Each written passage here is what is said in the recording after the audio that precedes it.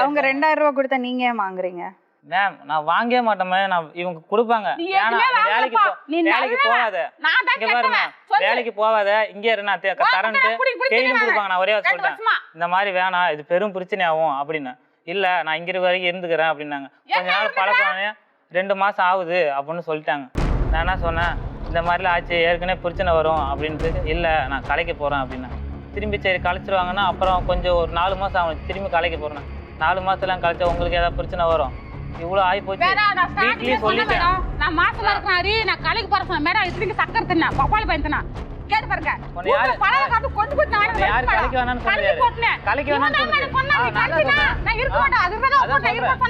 சொல்றேன். பேச விட